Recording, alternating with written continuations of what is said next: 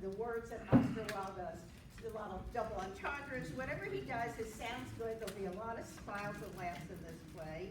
And he just pretty much commented on the ridiculousness of the Victorian era and, you know, how you have to act and how you have to look and the difference between the classes. And you see it all in this. So without another moment's notice, we are going to begin. So Act 1. There in the morning room of Algernon Slack in Half Moon Street. The room is luxuriously and artistically furnished. The sound of a piano is heard in the adjoining room. Lane, the manservant, is arranging afternoon tea on the table. And Algernon enters.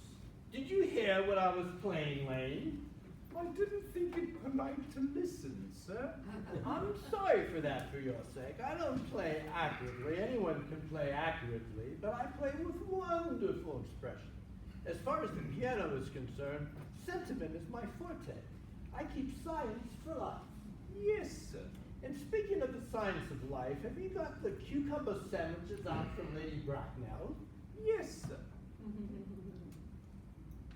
Oh, by the way, Lane, I see from your book that on Thursday night, when Lord Shoreman and Mr. Worthing were dining with me, 8 bottles of champagne are entered as having been consumed. Yes, sir. 8 bottles and a pint. Why is it that a bachelor's establishment, the servants invariably drink the champagne? I ask merely for information. I attribute it to the superior quality of the wine, sir.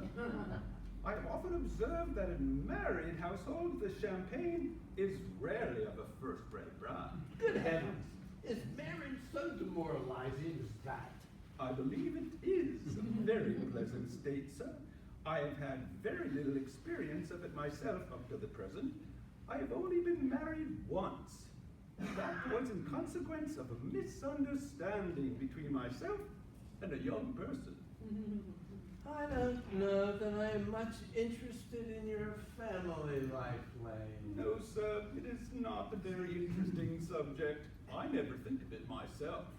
Very natural, I'm sure. That will do, Lane. Thank you. Thank you, sir. Lane's views on marriage seem somewhat lax.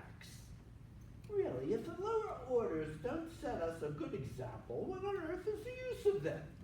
They seem as a class to have absolutely no sense of moral responsibility. Mr. Ernest Worthing. How are you, my dear Ernest? What brings you up to town? Oh, pleasure, pleasure. What else should bring one anywhere? As usual, I see, Algy. I believe it is customary in good society to take some slight refreshment at 5 o'clock. Where have you been since last Thursday? In the country. What on earth do you do there? When one is in town, one amuses oneself. When one is in the country, one amuses other people. It is exceedingly boring. And who are the people you amuse? Oh, neighbors, neighbors. Got nice neighbors in your part of Shropshire? Perfectly horrid. Never speak to any of them. How immensely you must amuse them. By the way, Shropshire is in your county, is it not? Yeah, oh yes. Shropshire, yes, of course. Hello, what are these cups? Why cucumber sandwiches? Why such reckless extravagance in one so young? Who is coming to tea? Oh, merely Aunt Augusta and Gwendolyn. How perfectly delightful. Yes, that is all very well, but I'm afraid Aunt Augusta won't quite approve of you being here. May I ask why? My dear fellow, the way you flirt with Gwendolyn is perfectly disgraceful. It is almost as bad as the way Gwendolyn flirts with you. I am in love with Gwendolyn. I have come up to town expressly to propose to her. I thought you had come up for pleasure. I call that business. How utterly unromantic you are, Algy. I really don't see anything romantic in proposing. It is very romantic to be in love, but there is nothing romantic about a definite proposal. why one may be accepted. One usually is, I believe. Then the excitement is all over. The very essence of romance is uncertainty. If I ever get married, I'll certainly try to forget the fact. I have no doubt about that, dear Algie. The divorce court was specially invented for people whose memories are so curiously constituted. There is no use speculating on that subject. Divorces are made in heaven. Jack puts out his hand to take a sandwich. Algernon at once interferes. Please don't touch the cucumber sandwiches. They are ordered especially for Aunt Augusta. Jack takes one and eats it. You have been eating them all the time. That is quite a different matter. She is my aunt. Have some bread and butter. Bread and butter is for Gwendolyn. Gwendolyn is devoted to bread and butter. And very good bread and butter it is, too. Well, my dear fellow, you need not eat as if you were going to eat at all. You behave as if you were married to her already. You are not married to her already, and I don't think you ever will be. Why do you say that? Well, in the first place, girls never marry the men they flirt with. Girls don't think it right. Oh, that is nonsense. It isn't. It is a great truth. It accounts for the extraordinary number of bachelors that one sees all over the place. In the second place, I don't give my consent. Your consent? My dear fellow, Gwendolyn is my first cousin. And before I allow you to marry her, you have to clear up the whole question of Cecily. Cecily? What on earth do you mean? What do you mean, Algie, by Cecily?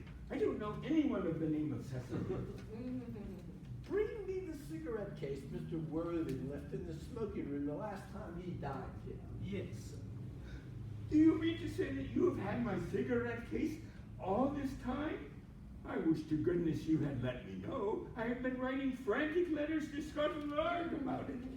I was very nearly offering a reward. Well, I wish you would offer one. I happen to be more than usually hard up. There is no good offering a large reward now that the thing is found. Enter name with the cigarette case on a salver. Algernon takes it at once. I think that is rather mean of you, Ernest, I must say. However, it makes no matter, for now that I look at the inscription inside, I find that the thing isn't yours at all. Of course it's mine. You have seen me with it 100 times, and you have no right whatsoever to read what's written inside. It is very ungentlemanly thing to do to read a private cigarette case. It is absurd to have a hard and fast rule about what one should read and what one shouldn't. More than half of modern culture depends on what one shouldn't read. I'm quite aware of the fact, and I don't propose to discuss modern culture. It isn't the sort of thing one should talk of in private. I simply want my cigarette case back. Yes, but this isn't your cigarette case. This cigarette case is a present from someone of the name of Cecily, and you said you didn't know anyone of that name. Well, if you want to know, Cecily happens to be my aunt. Your aunt? Yes, charming old lady she is too. Lives at Tunbridge Wells. Just give it back to me, Algie. But why did she call herself Little Cecily if she is your aunt and lives in Tunbridge Wells? From Little Cecily with her fondest love. My dear fellow, what on earth is there in that? Some aunts are tall, some aunts are not tall. As a matter that surely an aunt be allowed to decide for herself. You seem to think that every aunt should be exactly like your aunt. That is absurd.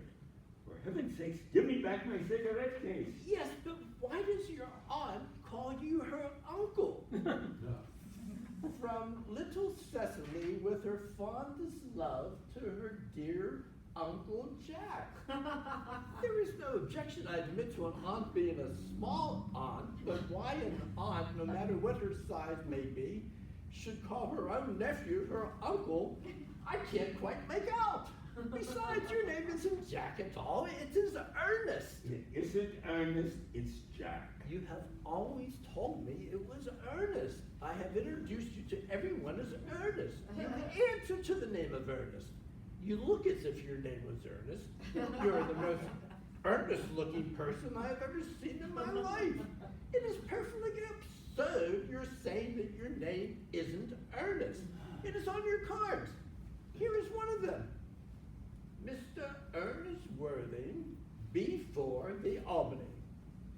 I'll keep this as proof that your name is Ernest if you ever attempt to deny it to me, or to Gwendolyn, or to anyone else. Well, my name is Ernest in town and Jack in the country. And the cigarette case was given to me in the country. Yes, but that does not account for the fact that your small Aunt Cecily, who lives in Tunbridge Wells, calls you her dear uncle. Come, old boy, you had much better have the thing out at once. My dear Algy, you talk exactly if you were a dentist. It is very vulgar to talk like a dentist when one isn't a dentist. It produces a false impression. Well, that is exactly what dentists always do. Now go on, tell me the whole thing. I may mention I have always suspected you of being a confirmed and secret bunburyist, and I'm quite sure of it now. Bunburyist? What on earth do you mean by a bunburyist? I'll reveal to you the meaning of that incomparable expression as soon as you're kind enough to inform me why you're Ernest in town and Jack in the country. Well, produce my cigarette case first. Here it is. Now, produce your explanation and pray make it improbable. My dear fellow, there is nothing improbable about my explanation at all. In fact, it's perfectly ordinary. Old Mr. Thomas Cardew, who adopted me when I was a little boy, made me in his will guardian to his granddaughter, Miss Cecily Cardew. Cecily, who addresses me as her uncle from motives of respect that you cannot possibly appreciate, lives at my place in the country under the charge of her admirable governess, Miss Prison. Where is that place in the country, by the way? There's nothing to you, dear boy. You are not going to be invited. And I may tell you candidly that the place is not in Shropshire. I suspected that, my dear fellow. I have bunburied all over Shropshire on 2 separate occasions. Now, go on. Why are you Ernest in town and Jack in the country? My dear Algy, I don't know whether you will be able to understand my real motives. You're hardly serious enough.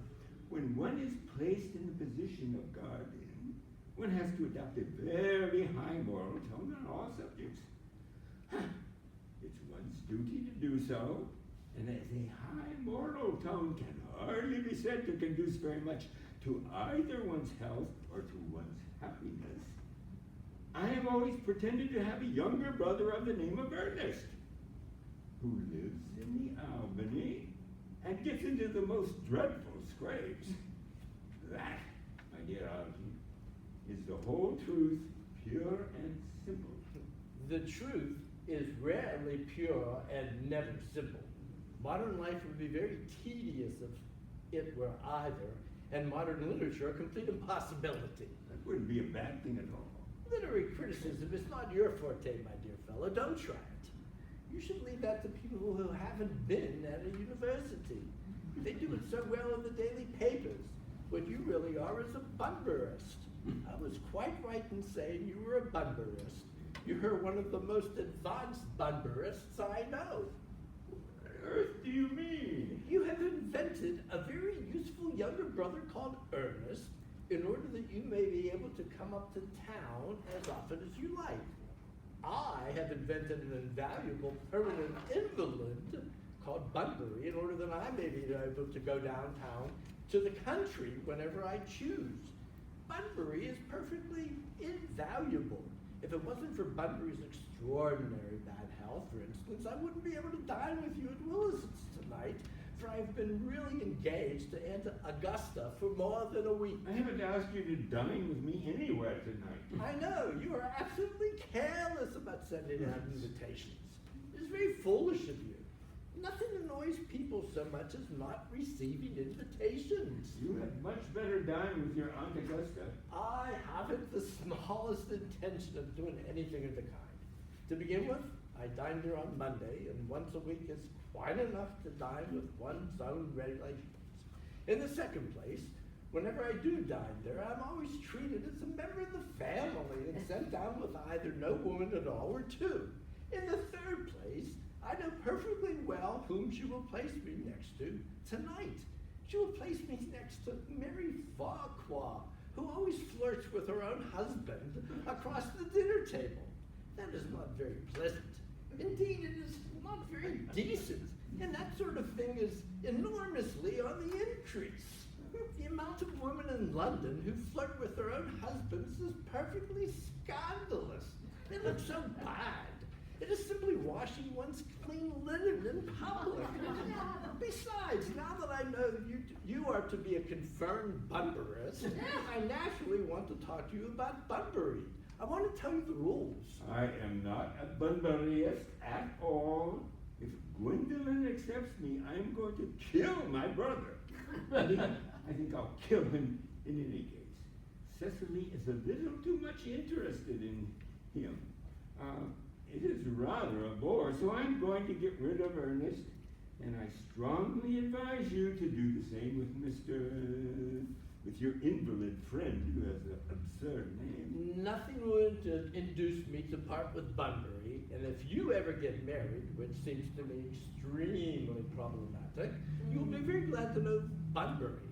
A man who marries without knowing Bunbury has a very tedious time of it. That is nonsense. If I marry a charming girl like Gwendolyn, and she is the only girl I ever saw in my life, I wouldn't marry. I certainly won't want to know Bunbury. Then your wife will. You don't seem to realize that in married life, 3 is company and 2 is none. That, my dear young friend, is the theory that the corrupt French drama has been propounding for the last 50 years. Yes, and that the happy English home has proved in half the time. For heaven's sakes, don't try to be cynical. It's perfectly easy to be cynical. My dear fellow, it isn't easy to be anything nowadays. There's such a lot of beastly competition about. Ah, that must be Aunt Augusta. Only relatives or creditors ever ring in that Wagnerian manner. Now, if I get her out of the way for 10 minutes so that you can have an opportunity for proposing to Gwendolyn, may I dine with you tonight at Willis's? I suppose so, if you want to. Yes, but you must be serious about it. I hate people who are not serious about meals. It is so shallow of them. Lady Bracknell and Miss Fairfax.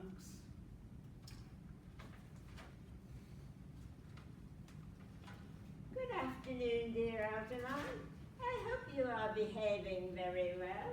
I'm feeling very well, Aunt Augusta. Well, that's not quite the same thing. In fact, the two things rarely go together. Dear me, you are very smart. I am always smart. Am I not, Mr. Worthing? You are quite perfect, Miss Fairfax. Oh, I hope I am not that.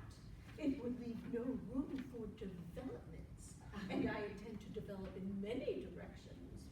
Gwendolyn and Jack sit down together in the corner. I'm sorry if we're a little late, Algernon, but I was obliged to call on dear Lady Hartbury. I hadn't been there since her poor husband's death. I never saw a woman so altered.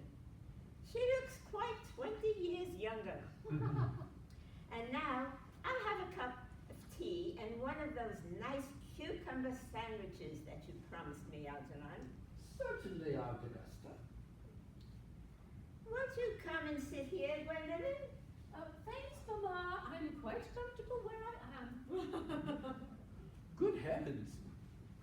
Lane, why are there no cucumber sandwiches? I ordered them specially. There were no cucumbers in the market this morning, sir. I went down there twice. No cucumbers? No, sir. Not even for ready money. That really makes no matter altogether at all, Algernon. I had some crumpets with Lady Harpery, who seems to me to be living entirely for pleasure now. I hear her hair has turned quite gold from grief. Well, it certainly has changed its color. From what cause, of course, I cannot say. I've quite a treat for you tonight, Algernon. I am going to send you down with Mary Farquhar. She is such a nice woman and so attentive to her husband. It's delightful to watch them. I'm afraid, Aunt Augusta, I shall have to give up the pleasure of dining with you tonight after all. Oh, I hope not, Algernon. It would put my table completely out. Your uncle would have to dine upstairs. Fortunately, he's accustomed to that. It is a great bore, and I nearly hardly say a terrible disappointment to me. But the fact is, I have just had a telegram to say that my poor friend Bunbury is very ill again. They seem to think I should be with him. It's very strange, this Mr. Bunbury. He seems to suffer from curiously bad health. Yes, poor Bunbury is a dreadful invalid. Well, I must say, Algernon, that I think it is high time that Mr. Bunbury made up his mind whether he was going to live or to die. This shilly-shallying with the question is absurd. Nor do I in any way approve of the modern sympathy with invalids. I consider it morbid. Illness of any kind is hardly a thing to be encouraged in others. Health is the primary duty of life.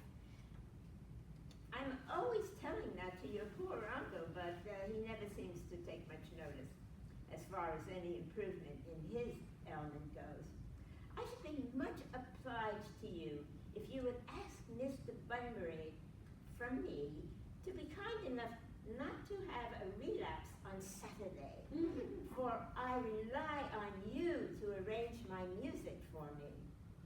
It is my last reception, and one wants something that will encourage conversation, particularly at the end of the season when everyone has practically said whatever they had to say anyway, which in most cases is probably not much. I'll speak to Bunbury, Aunt Augusta, if he is still conscious, and I think I can promise you he'll be all right by Saturday.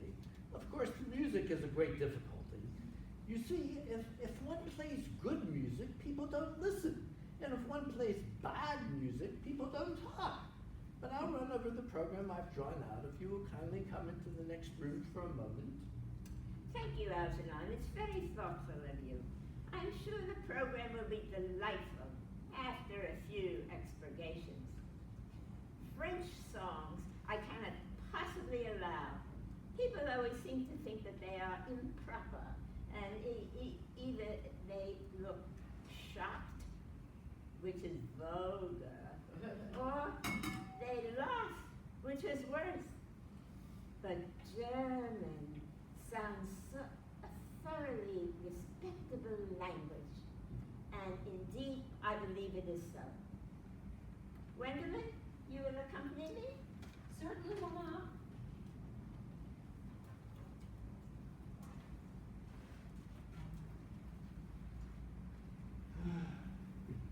Charming day it has been, Miss Fairfax. Pray don't talk to me about the weather, Mr. Worthing. Whenever people talk to me about the weather, I always feel quite certain that they mean something else. And that makes me very nervous. I do mean something else. I thought so. In fact, I am never wrong. I would like to be allowed to take advantage of Lady Bracknell's temporary absence. I would certainly advise you to do so. Mama has a way of coming back suddenly into a room that I've often had to speak to her about.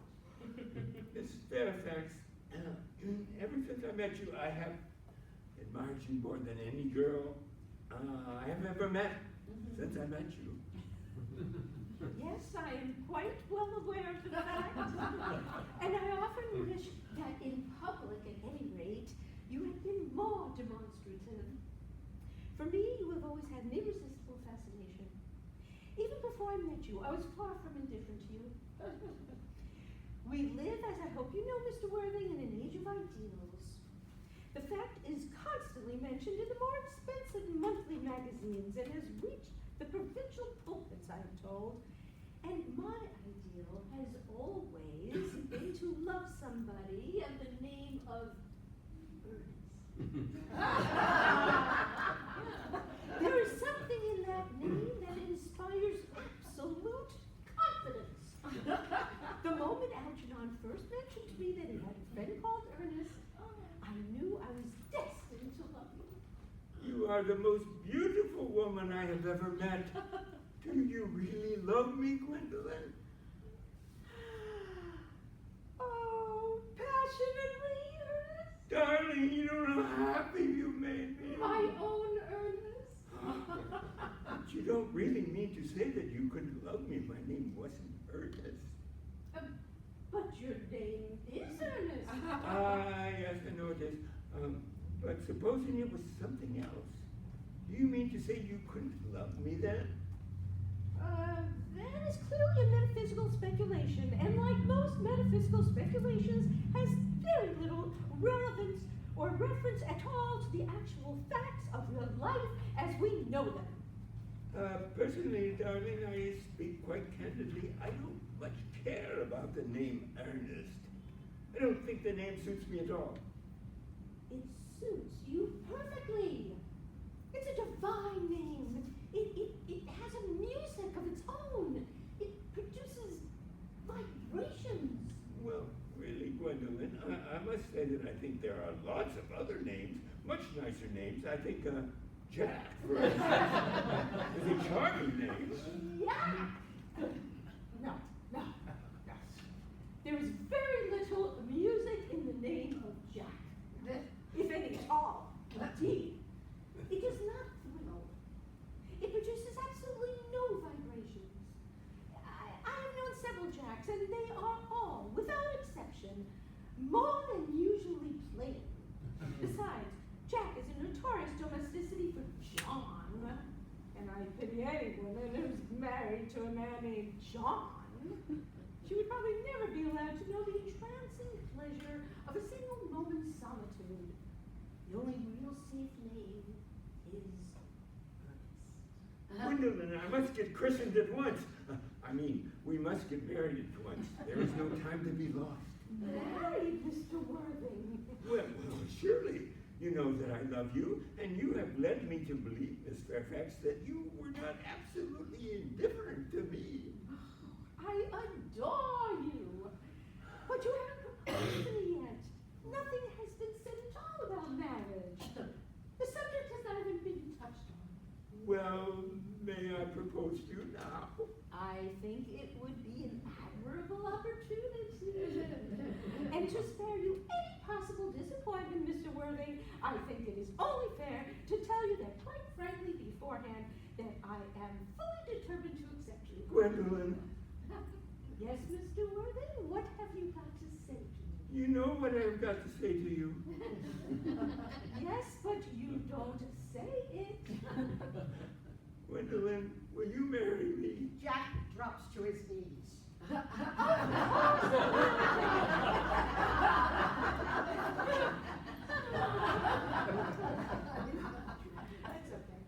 Of course, my little darling. How long you have been about it? I'm afraid you've had very little experience on how to propose. My own one, I have never loved anyone in the world but you. Yes, but men often propose for practice. I know my brother Gerald does. All my girlfriends tell me so. What wonderfully blue eyes you have, Ernest. They're quite blue. I hope you will always look at me just like that, especially especially when there are other people around. Mr. Worthing, what is going on here? Mama, I must beg you to retire. This is no place for you. Besides, Mr. Worthing is not quite finished yet. Finished what, may I ask? I am engaged to Mr. Worthing, Mama. Pardon me. You are not engaged to anyone. When you do become engaged to someone, I, or your father, should his health permit him, will inform you of the fact. An engagement should come on a young girl as a surprise, pleasant or unpleasant as the case may be. It is hardly a matter that she could be allowed to arrange for herself. And now, I have a few questions to put to you, Mr. Worthing. And while I am making these inquiries, you, Gwendolyn, will wait for me in the carriage. Mama? In the carriage. Gwendolyn goes to the door. She and Jack do kisses to each other behind Lady Brackdale's back. Lady Brackdale looks vaguely about as if she could not understand what the noise was. She finally turns around. You can take a seat, Mr. Worthing.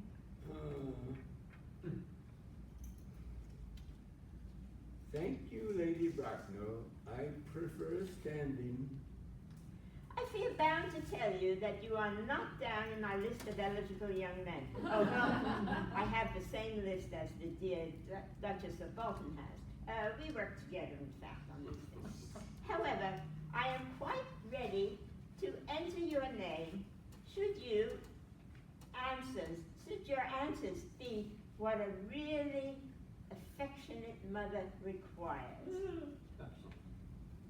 First of all, do you smoke? Well, yes, I must admit I smoke. Oh, I'm glad to hear it. A man should always have an occupation of some kind. There are far too many idle men in London. And how old are you? 29. A very good age to be married.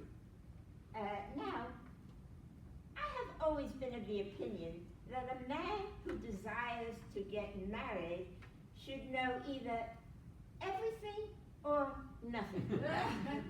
What do you know? I know nothing, Lady Bracknell. Oh, I'm pleased to hear it. I do not approve of anything that tampers with natural ignorance. Ignorance is like a delicate, exciting fruit. Touch it and the bloom is gone. The whole theory of modern education is radically unsound. Fortunately, in England at any rate, education produces no effect whatsoever. If it did, it would prove a serious danger to the upper classes and probably lead to acts of violence in Grosvenor Square. Now, what is your income? Between 7,000 and 8,000 a year. In land or in investments? In investments chiefly. Oh, that is satisfactory. What between the duties expected of one during one's lifetime and the duties exacted from one after one's death, land has ceased to be either a profit or a pleasure. It gives one position and prevents one from keeping it. That's all that can be said about land. I have a country house with some land, of course, attached to it. About 1,500 acres, I believe. But I don't depend on that for my real income. In fact, as far as I can make out, the poachers are the only people who make anything out of it. A country house? How many bedrooms? Oh, well, that point can be cleared up later. You have a townhouse, I hope. A girl with a simple, unspoiled nature like Gwendolyn could hardly be expected to reside in the country. Well, I own a house in Belgrave Square, but it is let by the year to Lady Bloxham. Of course, I can get it back whenever I like at 6 months' notice. Lady Bloxham? I don't know her. Oh, she goes about very little. She's a lady considerably advanced in years. Ah, nowadays that is no guarantee of respectability, of character.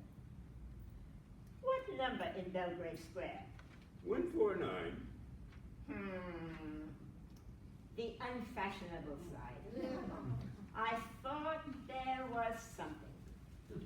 However, that could easily be altered. You mean the fashion or the sign? Both, if necessary. What are your politics? Well, I'm afraid I really have none. I'm a liberal unionist. Oh, well, they count as Tories. They dine with us, or come in the evening at any rate. Now to minor matters. Are your parents living? I've lost both my parents. To lose one parent, Mr. Worthing, may be regarded as a misfortune. To lose both looks like carelessness. Who was your father? He was evidently a man of some wealth. Was he born in what the radical papers call the purple of commerce? Or did he rise from the ranks of the aristocracy? I am afraid I really don't know. The fact is, Lady Bracknell, I said I had lost my parents. It would be nearer the truth to say that my parents had lost me. I don't actually know who I am by birth. I was found. Found? The late Mr. Thomas Cardew, an old gentleman of a very charitable, kindly disposition, found me and gave me the name of Worthing because he had happened to have a first-class ticket for Worthing in his pocket. The time, Worthing is a place in Sussex. It is a seaside town. Where did the charitable gentleman who had a first-class ticket for these seaside resorts find you? In a handbag. A handbag? Yes, Lady Bracknell, I was in a handbag. A somewhat large, brown leather handbag with handles to it, an ordinary handbag. In what locality did this Mr. James or Thomas Cardew come across this ordinary handbag? In the cloakroom at Victoria Station. It was given to him in mistake for his own. The cloakroom at Victoria Station? Yes, the Brighton line. Oh, the line is immaterial, Mr. Worthing. I confess I feel somewhat bewildered by what you have just told me. To be born, or at any rate bred, in a handbag, whether it had handles or not, seems to me to display a certain contempt for ordinary decencies of family life. That reminds one of the worst excesses of the French Revolution, and I presume you know what that unfortunate movement led to. As for the particular locality in which the handbag was found, a cloakroom, a railway station, might serve to conceal a social indiscretion, and has probably done so. Indeed, it has probably been used for that purpose before now, but it could hardly be regarded as an assured basis for a recognized position in good society. May I ask you then what you would advise me to do? I need hardly say I would do anything in the world to ensure Gwendolyn's happiness. I would strongly advise you, Mr. Worthing, to try and acquire some relations as soon as possible, and to make a distinct effort to produce, at any rate, one parent of either sex before the season is quite over. I don't see how I could possibly manage to do that. I can produce the handbag at any moment. It is in my dressing room at home. I really think that should satisfy you, Lady Bracknell. Me, sir? What has it to do with imagine that I and Lord Bracknell would dream of allowing our only daughter, a girl brought up with the ultimate care, to marry into a cloakroom and form an alliance with a parcel? Good morning, Mr. Worthing. Good morning. Algernon from the other room strikes up the wedding march. Jack looks perfectly furious and goes to the door. For goodness sakes, Al, you don't play that ghastly tune. How idiotic you are. Didn't it go all right, old boy? You don't mean to say Gwendolyn refused you? I know it was the way she has. She is always refusing people. I think it is most ill-natured of her. Oh, Gwendolyn is as right as a trivet. As far as she is concerned, we are engaged. Her mother is perfectly unbearable. Never met such a gorgon. I don't really know what a gorgon is like, but I can quite be sure that Lady Bracknell is one. In any case, she's a monster without being a myth, which is rather unfair. I beg your pardon, Algy. I suppose I shouldn't talk about your aunt in that way before you. My dear boy, I love hearing my relations abused. It's the only thing that makes me put up with them at all. Relations are simply a tedious pack of people who haven't got the remotest knowledge of how to live, nor the smallest instinct about when to die. That is nonsense. It isn't. Well, I won't argue about the matter. You always want to argue about things. That is exactly what things were originally made for. By my word, if I thought that, I'd shoot myself. You don't think there's any chance of Gwendolyn becoming like her mother in about 150 years? All women become like their mothers. That is their tragedy. No man does. That's his. Clever. It is perfectly phrased and quite as true as any observation in civilized life should be. I am sick to death of cleverness. Everybody is clever nowadays. You can't go anywhere without meeting clever people. The thing has become an absolute public nuisance. I wish to goodness that we had a few fools left. We have. I should extremely like to meet them. What do you talk about? The fools? Oh, about the clever people, of course. What fools? By the way, did you tell Gwendolyn the truth about your being Ernest in town and Jack in the country? My dear fellow, the truth isn't quite the sort of thing one tells to a nice, sweet, refined girl. What extraordinary ideas you have about the way to behave to a woman. The only way to behave to a woman is to make love to her if she is pretty, and to someone else if she's plain. That is nonsense. What about your brother? What about the profligate Ernest? Oh, before the end of the week, I shall have got rid of him. I'll say he died in Paris of apoplexy. Lots of people die of apoplexy quite suddenly. Yes, but it is hereditary, my dear fellow. It's the sort of thing that runs in families. You had better say a severe chill. You are sure a severe chill isn't hereditary? Or anything of that? Of course it isn't. Very well then. My poor dear brother Ernest is carried off suddenly in Paris by a severe chill. That gets rid of him. But I thought you said that Miss Cardew was a little too much interested in your poor brother Ernest. Won't she feel his loss a great deal? Oh, that is all right. Cecily is not a silly romantic girl. I am glad to say that. She has quite a capital appetite, goes for long walks, and pays no attention at all to her lessons. I would rather like to see Cecily. I would take very good care you never do. She is excessively pretty, and she is only just 18. Have you told Gwendolyn yet that you have an excessively pretty ward who is just 18? Oh, one doesn't blurt those things out to people. Cecily and Gwendolyn are perfectly certain to be extremely good, great friends. I'll bet you anything that within a half hour after they have met, They will be calling each other sister. Women only do that when they've called each other a lot of other things first.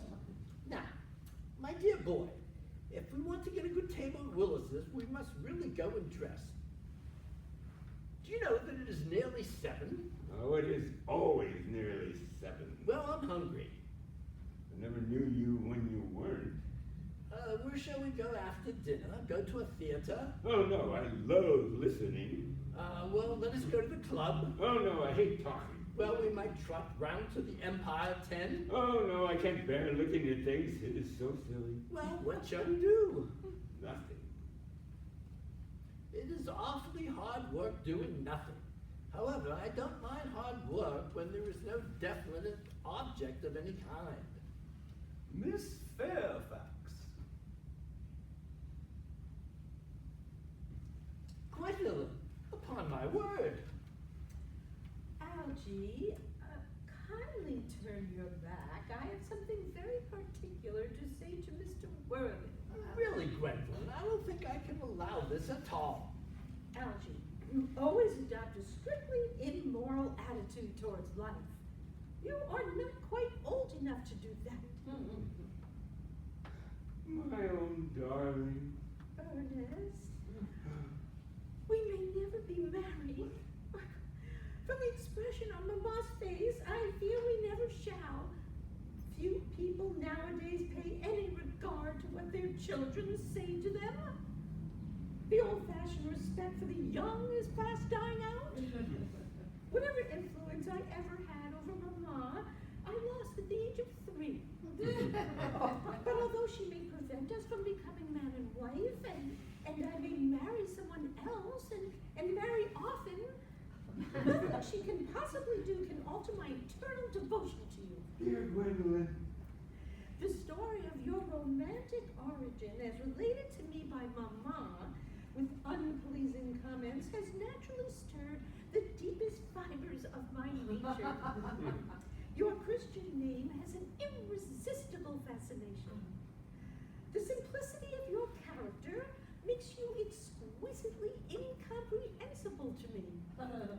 Your town address at Albany I have. What is your address in the country? The Manor House, Woolton, Hertfordshire. Algernon, who has been carefully listening, smiles to himself and writes the address on his shirt cuff. Then he picks up the railway guide. So there is good postal service, I suppose. It may be necessary to do something desperate. That, of course, will require serious consideration. I will communicate with you daily. My own darling.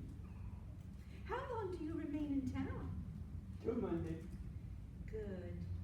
Algie, you may turn around now. Thanks, I've turned around already. You may also ring the bell. You will let me see you to your carriage, my own darling. Certainly. I will see Miss Fairfax out. Yes, sir. Lane presents several letters on a salver to Algernon. It is to be surmised that they are bills, as Algernon, after looking at the envelopes, tears them up. A glass of sherry, Lane. Yes, sir. Tomorrow, Lane, I'm going bunburying. Yes, sir.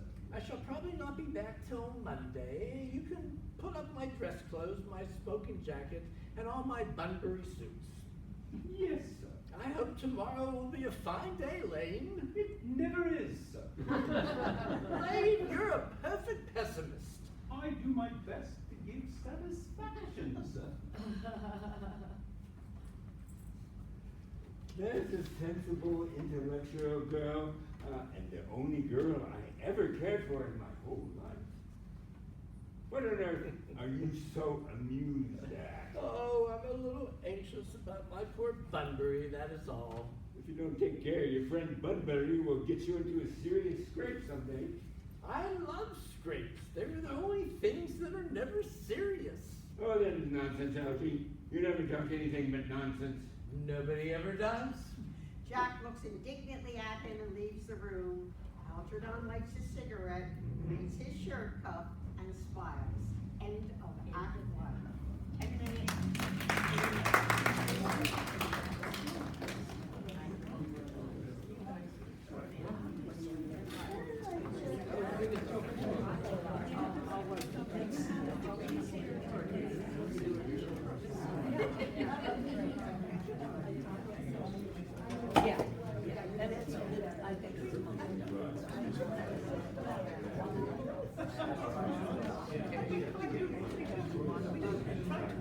Are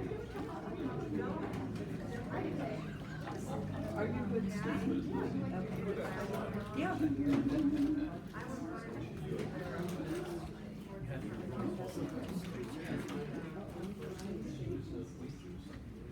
I have to say, very cute, very cute. Yes, they're doing a great job. Yes, I did. Oh, yeah, you guys are really. I'm ready to get my jacket.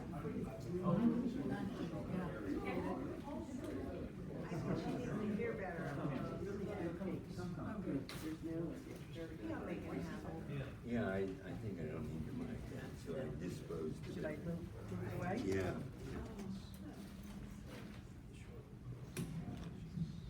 Yeah, front row seat, ma'am.